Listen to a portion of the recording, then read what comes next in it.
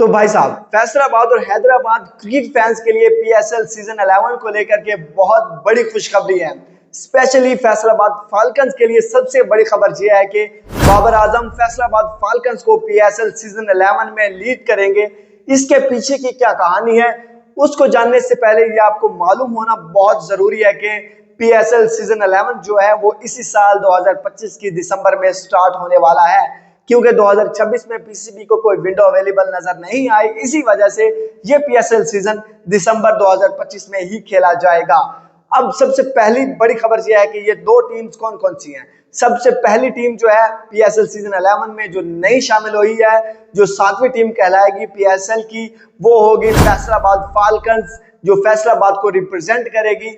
इस टीम को ऑन किया है, इस टीम को खरीदा है मियां मंशा ने, जो कि फैसलाबाद के बहुत बड़े बिजनेसमैन हैं, बैंकर हैं, उसके अलावा बहुत बड़े पाकिस्तान के इन्वेस्टर भी हैं। इन्होंने फैसलाबाद फाल्कन्स को खरीदा है और फैसलाबाद फाल्कन्स के कप्तान जो हैं वो बाबर आजम होंगे। ये आगे चल के बताएंगे कि क्यों बाबर आजम को कप्तान रखा गया। जबकि दूसरी बड़ी जो टीम है पीएसएल सीजन 11 की, और वो 8वीं टीम कहलाएगी पीएसएल की, वो है हैदराबाद बहादुर्स। ये टीम पहले डोमेस्टिक में रिप्रेजेंट कर चुकी है हैदराबाद को, अब बारी आई है पीएसएल की। पीएसएल सीजन में हैदराबाद बहादुर्स नई टीम शामिल हुई है। इस टीम को खरीदा है मेमन फैमिली ने। सिंध के बड़े बड़े मिनिस्टर्स हैं, शर्जील मेमन हो गए और भी कुछ मेमन हैं, वही इस टीम को खरीद रहे हैं हैदराबाद बहादुर्स को। क्योंकि एक दो दिन पहले ही मोहसिन नकवी जो कि पीसीबी के चेयरमैन हैं, इन्होंने वजीर आला सिंध कासिम अली शाह से मुलाकात की, उनसे बातचीत की कि हैदराबाद की एक टीम हम ला रहे हैं, उसके लिए इंफ्रास्ट्रक्चर चाहिए, उसके लिए ग्राउंड चाहिए। तो उन्होंने कहा कि हम न्याज स्टेडियम को अपग्रेड कर रहे हैं, वजीर आला सिंध ने कहा।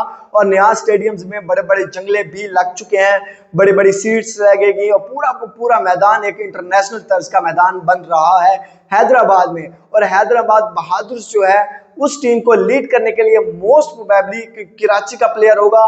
वो अभी तक मालूम नहीं हुआ कि उस टीम को कौन लीड करेगा, लेकिन ये बात कंफर्म है कि फैसलाबाद फाल्कन्स और हैदराबाद बहादुर जो हैं ये पीएसएल सीजन 11 में ज्वाइन करेंगे पीएसएल को। अब बात करते हैं बाबर आजम पीएसएल में क्यों छोड़ना चाह रहे हैं पेशावर ज़ल्मी को। असल में पीसीबी का ये डिसीजन है कि पेशावर ज़ल्मी को बाबर आजम जो लीड कर रहे हैं, इन्हें पेशावर ज़ल्मी छोड़ देना चाहिए, क्योंकि बाबर आजम की सबसे ज्यादा फैन फॉलोइंग जो है वो लाहौर से ज्यादा फैसलाबाद में है और फैसलाबाद को रिप्रेजेंट करेंगे, फैसलाबाद को बाबर लीड करेंगे एज ए कैप्टन, फैसलाबाद को ही ज्वाइन करेंगे पीएसएल सीजन 11 में। ये बात अब पक्की है, ये आप लिख लीजिए, क्योंकि बहुत बड़े स्ट्रॉन्ग सोर्सेज ने हमें ये खबर दिया कि बाबर आजम जो है वो फैसलाबाद फाल्कन्स को रिप्रेजेंट करेंगे पीएसएल सीजन 11 में। उसके अलावा अब बात ये आती है कि अगर बाबर आजम पेशावर ज़ल्मी को छोड़ रहे हैं तो पेशावर ज़ल्मी को कौन लीड करेगा, तो उसका फैसला भी हो चुका है। पेशावर ज़ल्मी को अब लीड करेंगे साइम अयूब, क्योंकि साइम अयूब का फड्डा चल रहा था पेशावर ज़ल्मी के साथ के मुझे कराची किंग्स वाले कैप्टन बना रहे हैं। लेकिन अब पेशावर ज़ल्मी के मालिक जो हैं वो चाह रहे हैं कि बाबर आजम तो छोड़ जा चुके हैं पेशावर ज़ल्मी को, इस वजह से साइम अयूब जो है पेशावर ज़ल्मी को लीड करेंगे।